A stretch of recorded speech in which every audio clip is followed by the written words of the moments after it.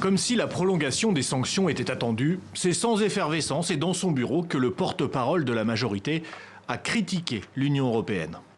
Ces sanctions sont dictées par le fait que le président Kabila et l'équipe qui l'entoure empêchent l'Union européenne de prendre la souveraineté de notre peuple, de prendre nos richesses et surtout de ravir la dignité de notre peuple. 14 personnalités restent donc sanctionnées après une réunion du Conseil européen. Le communiqué est court. Ces sanctions consistent en un gel des avoirs et une interdiction de visa pour l'UE. Emmanuel Ramazani Shadary fait toujours partie de cette liste.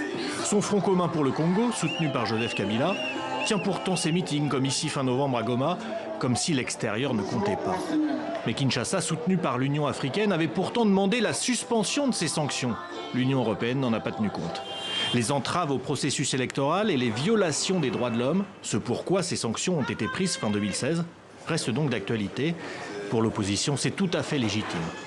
L'UDPS exprime sa satisfaction quant au maintien des sanctions déjà imposées et souhaite même leur extension à d'autres individus suspects du régime Kabila qui continuent à opérer dans l'impunité la plus totale. L'Union européenne, en tout cas ses observateurs électoraux, ne seront pas les bienvenus pour les élections. Sanctions, là aussi, dans l'autre sens, il y a quelques jours. Aucune accréditation ne leur a été accordée pour suivre le scrutin du 23 décembre prochain.